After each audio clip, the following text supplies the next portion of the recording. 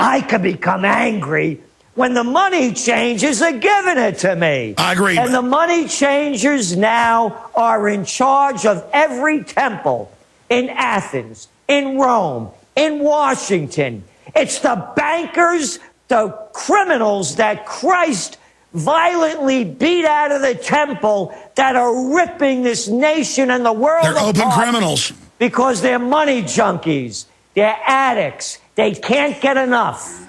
We're about to go to break, but in 20 seconds, how long did it take for you to get your money? You had to go get witnesses? 40 minutes. 40 minutes it took me to get my money. And you know they put a bunch... I'd find out what they put in that report to Papa Fed. I tell you, we've got to fill out a report to give it to the criminals that grow the opium in Afghanistan, known as the U.S. government. Gerald Celente is our guest. We'll get into his top trends straight ahead. He's with us into the next hour, then your calls. Warning. All right, we've only got Gerald 15 to the next hour. Then I'll finish up with the callers that are holding. Then I'm going to get into Iran.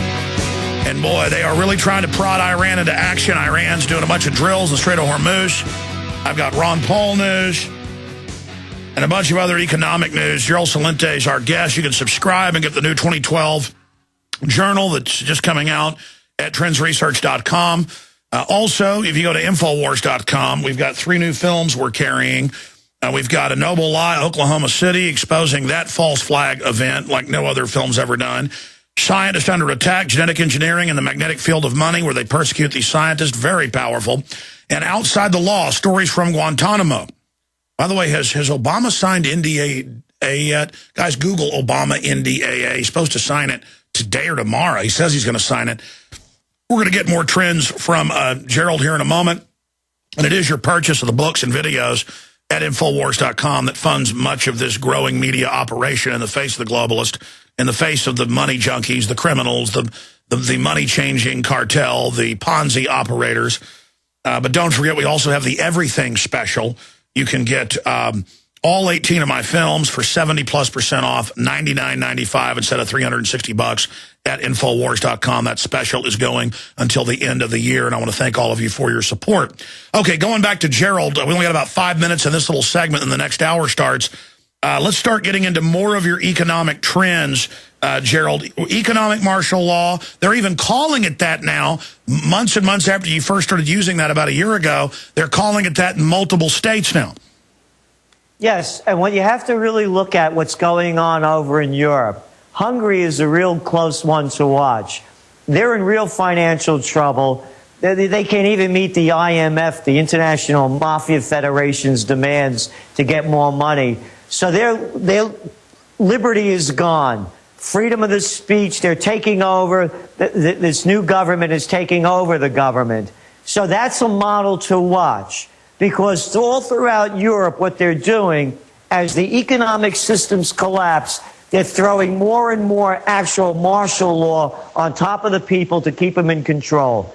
When this system finally implodes, and we believe it's going to happen in Europe, the first quarter of 2012, they're going to call bank holidays. There's a videotape that anybody could Google it up. We sent it to you, of Joe Biden talking to Corzine when Corzine was running for re-election of governor, 2009, June. And I said that when Obama got elected, the economy was so bad that they might call him. All right, we just lost our Skype connection. Bank holiday. Your Skype cut out for a moment. Repeat that, Gerald. Gerald, you're back. Go ahead. Hello? Yeah, you cut out for a moment. Repeat that. You said that they were talking about declaring a bank holiday. That's right. This is June 2009. Biden's words are, as soon as we got sworn in, the first thing at the top of our list, we had the transition team there and 30 economists, was whether or not to call a bank holiday. This is no holiday, folks. You can't get your money. You think it's bad trying to get it now? You can't get any of it. And when you do get it, they'll do like they did the last time they call a bank holiday. They'll devalue the currency. So that's what we're warning. They've already said they were going to do it. Now, remember, Alex, that happened before there was a European crisis. That happened before the United States was $15 trillion in debt. That happened before the Federal Reserve, when you add it all up, pumped in $26 trillion into the Ponzi scheme to keep it afloat. Yeah, we have that clip. I know Kurt Nimmo wrote an article about it. If we can remember the headline, we'll dig that up. We also have the head of the CMT coming out, or CME coming out, and talking about Corzine. Stay there. You are listening to Jones. Top trends forecaster Gerald Celente is our guest for this segment, part of the next. In the next segment, I'm going to play the clip of the head of the Chicago Mercantile Exchange a month after denying Corzine had run off the money, changing his testimony and saying he did know where it went and ordered it. And then we're going to play the clip that Gerald was just mentioning, but we're queuing it up right now to right when Biden says it, that they were talking about a bank holiday with their advisor, Corzine. But we're going to come back to that in a moment. Let's hurry through some of the other top 12 trends, then we'll revisit those clips at the end of the interview. Battlefield America, Gerald. Economic martial law. They've taken our rights away from us with the National Defense Authorization Act. Everyone that's read it knows it, or read the information coming out about it. So my belief is that this system is breaking down, and they're ready now to make sure that we don't get out of line. So Battlefield America, here we are. That's what Lindsay, that cracker from North Carolina, South Carolina, calls America, and that's what they're making it. So the battlefield is lining up so that they could instill martial law. And also, very important, Alex, is that these people are not as stupid as we think they are. They know what's going on, and they're just playing a con game to keep us conned as they keep moving forward to rip us off more and more and subject us deeper and deeper into their psychopathic sickness. By the way, it got no attention. Obama signed it Friday, and I did Google searches and couldn't find it. The guys just found it Politico. It was a minor footnote in an article on Politico with no headline associated with it that Obama signed it. So they even signed it and didn't want the public to know. Yeah, I didn't know. I didn't know he signed it either. Yeah, I've got the signing statement right here. And it did, and this never made the major news. It was buried on page A31 in the bottom corner of the toilet paper of record, the New York Times, with a bland headline that mentioned nothing about what this law did. Wow, but they know they're going to end up devaluing the money and stealing it, and I guess they think the military is going to protect them. What's going to happen when the military's checks don't cash? Well, you know, the military, though, whatever happens in this country, it's happening like they happen in other third world countries. The military and the police become the enforcers for the criminal crime bosses. They'll steal enough to pay them because they'll get every nickel out of us. Let's continue into your third trend. Let's get into invasion of the Occupy. Yes, this is really huge. What's happened with the octopi, as we call it, an octopi, a tentacle creature that's reaching out all over the world. Its strength is that it doesn't have a head to cut off, like a Julian Assange. WikiLeaks was putting out valuable information, but when they cut the head off, the information died. This octopi is a symptom of the war that's going on worldwide. As I've said before, when the money stops flowing down to the man on the street, the blood starts flowing in the streets.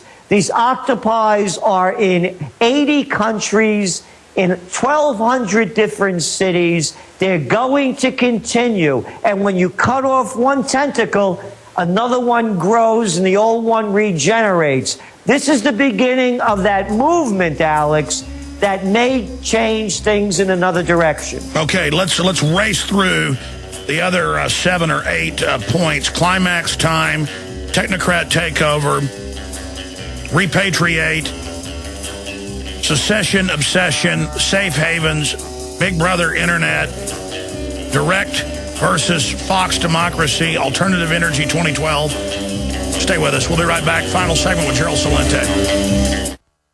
I mean, literally, one of the early discussions we had in Chicago in preparation for the administration, our transition team out there, we got together, I think it was 30, 35 economists, all left, right, center.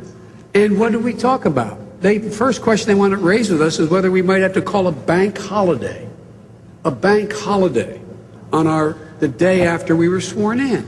Ladies and gentlemen, the president and I weren't back there blaming John Corzine then. You know what we were doing? We were on the phone calling John Corzine. Literally.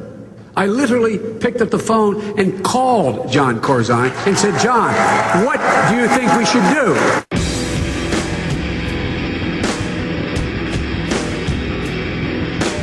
Big Brother, mainstream media, government cover-ups. You want answers? Well, so does he. Live from Austin, Texas, broadcasting worldwide, it's Alex Jones. All right, it's our final segment with Gerald Celente, and then I'm going to go to your calls. I have the signing statement buried. I couldn't find it. The guys found it. I mean, no one that I knew talked about the fact that Obama signed this last Friday. I guess going into a Christmas weekend, nobody noticed. Gerald Celente of TrendsResearch.com is with us going over his top 12 trends. And he says he'll come back for a full hour before the year ends or early next week to really break these down. But he mentioned that clip. Yeah, there's Corzine, the former head of MF Global, the former head of Goldman Sachs, the global kingpins. And I don't blame Goldman Sachs for what happened. I called them and asked them how to fix it. Yeah, they really know how to fix things, don't they, Gerald? Oh, yeah, they're great at it. And remember that clip, Alex. That was great that you played it. Think of what that means. A bank holiday? This is no holiday. You want to hear an Orwellian word. That's one. Do you realize what this country will look like with people not being able to go to work, with the banks closed, with mayhem and bedlam? All hell will break loose, and then they'll get to use the military. They've got... You got it. That's why they push this through. So they'll have all the people in place to crush any rebellion or outrage. Could you imagine, who did we call? John, I can't find $1.2 billion Corzine to help us fix this thing. Who could get away with this crap? Now, let's talk about the Chicago Mercantile Exchange. Their head, a month and a half ago, criticized you. But since then, he's come out, Mr. Duffy, before Congress at the same hearing as Corzine, and said that, hey, what you were told by him is not true. Our people were talking to him, and at the meetings, he knows where the money went. Everybody I know in the business, and I know guys that had firms, I know guys whose names I can't mention, top guys, laughed when they heard Corzine repeat the alibi that his mouthpieces fed him to the Senate at the last hearing. And here's what I like the best about the whole charade. Did you see the plaque in front of his name? The Honorable